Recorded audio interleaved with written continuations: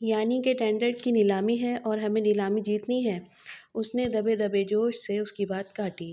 گزرتے گزرتے کبھی کوئی سوپ سیریل دیکھتی تھی تو اس میں عموماً ٹینڈرز کی نیلامی ہو رہی ہوتی اور مخالف کمپنیاں بولی لگا رہی ہوتیں، سو کم از کم کچھ تو پتہ تھا اسے کنسٹرکشن کمپنی کے متعلق۔ باقر صاحب لمحے بھر کو خاموش ہوئے، پھر نفی میں سر ہلایا۔ نہیں میم، ٹینڈر کی نیلامی کا معاملہ نہیں ہے۔ اچھا، اس نے خفت چھپاتے ہوئے سر ہلا دیا۔ اب وہ درمیان میں نہیں بولے گی، خاموش رہ کر بس سنے گی۔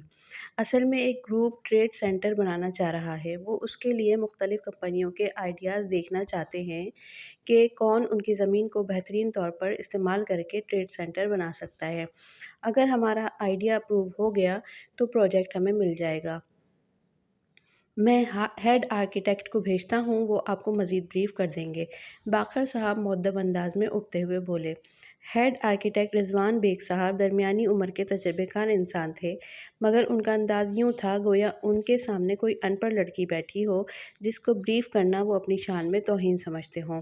جان بوجھ کر مشکل اصطلاحات استعمال کرتے ہوئے وہ بہت لاپرواہی سے اس کو اپنا کام دکھا رہے تھے۔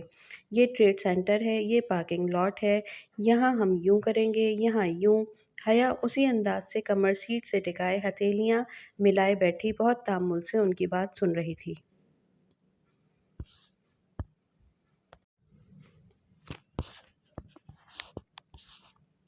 اب آپ کو اتنا پتہ نہیں ہوگا میم، بہرحال یہ اتنا شاندار پروجیکٹ پلان ہے کہ عمارت دیکھتے ہی گاہک فوراً کار ادھر پارک کرے گا اور شاپنگ شروع کر دے گا۔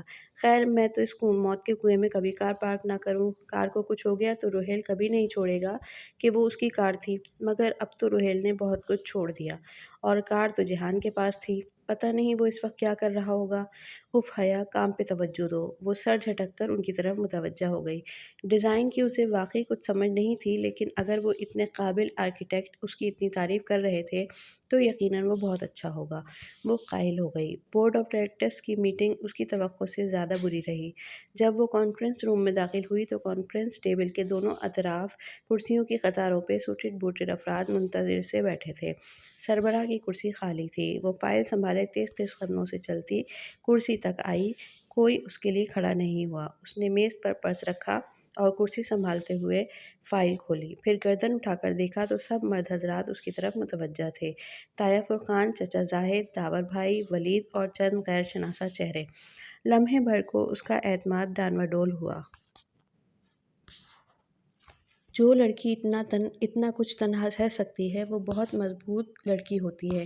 اس نے فوراً سے خود کو سنبھالا۔ تمہید کے بعد وہ اپنے ازلی اعتماد اور دو ٹوک انداز سے کہنے لگی، سلیمان اصغر کی اٹارنی انفیکٹ ہونے کے ناطے میں ان کی صحت یابی تک ان کی سیٹ سنبھالوں گی۔ مجھے امید ہے کہ کسی کو اعتراض نہیں ہوگا۔ اعتراض تو خیر ہے، مگر کیا کیا جا سکتا ہے؟ طایا فرقان نے ناگواری چھپانے کی کوشش کیے بغیر ہاتھ ہلا کر کہا۔ اس نے گردن موڑ کر بہت سنجیدگی سے انہیں دیکھا۔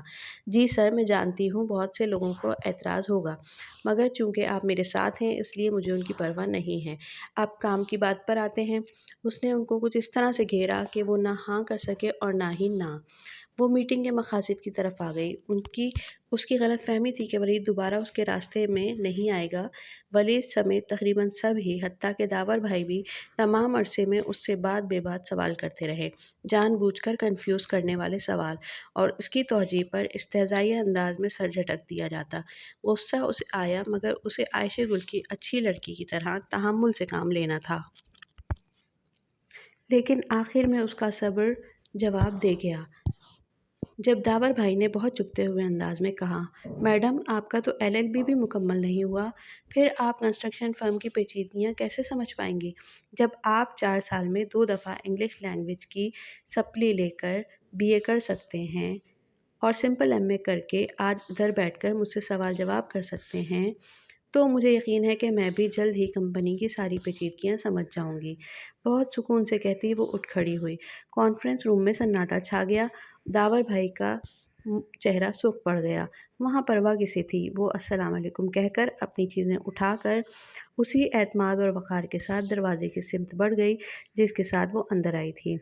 سلیمان اصغر کی مغرور بیٹی، پیچھے سے اس نے کسی کو کہتے سنا تھا، مگر وہ باہر نکل آئی۔ پرسوں پریزنٹیشن تھی اور اگر وہ اچھی سی پریزنٹیشن دے کر پروجیکٹ اپروو کروا لے تو وہ ان شاونسٹ مردوں پر ثابت کر دے گی کہ سلیمان اصغر کا انتخاب درست تھا۔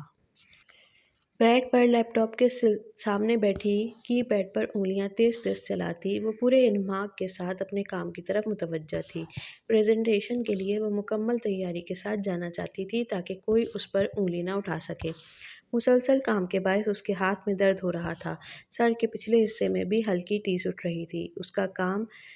اس کا ارادہ کام ختم کر کے دوا لے کر سونے کا تھا۔ حیا، فاطمہ اسے پکارتے ہوئے کمرے تک آئیں۔ صبح ابا کو گھر شفٹ کر دیا گیا تھا، جس کے باعث اب وہ بالآخر سب ایک چھت تلے تھے۔ کیا کر رہی ہو؟ اس کے گرد کاغذوں، فائلز اور لیپ ٹاپ کو دیکھ کر فاطمہ نے افسوس سے سر ہلایا۔ کیا ضرورت تھی یہ سب کرنے کی؟ سائمہ بھابھی بھی خفا ہو رہی تھی کہ جب تایا کی موجودگی میں تم خود کرو گی تو سب کہیں گے کہ ان پر بے اعتباری ظاہر کی جا رہی ہے۔ مجھے یہی بہتر لگا تھا اماں، ابا نے مجھے اپنا اٹارنی انفیکٹ بنایا تھا تو کچھ سوچ کر ہی بنایا ہوگا۔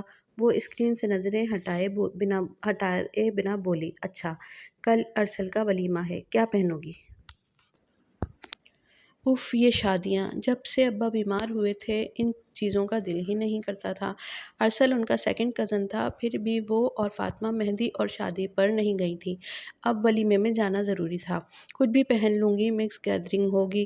اس کی انگلیوں سے درد اب کلائیوں تک سرایت کر رہا تھا۔ ہاں مکسڈ ہی ہے، مگر پلیز اس دن کی طرح دوپٹہ مت لپیٹ لینا۔ فاطمہ اس کے قریب بیڈ پر بیٹھی نروٹے پن سے بولی۔ پر اماں مکس گیدرنگ جو ہے، نقاب تو کرنا پڑے گا۔ وہ ابھی تک اسکرین کی جانب متوجہ تھی، اسے پتہ ہی نہیں چلا کہ اس نے کس شے کو دعوت دے ڈالی تھی۔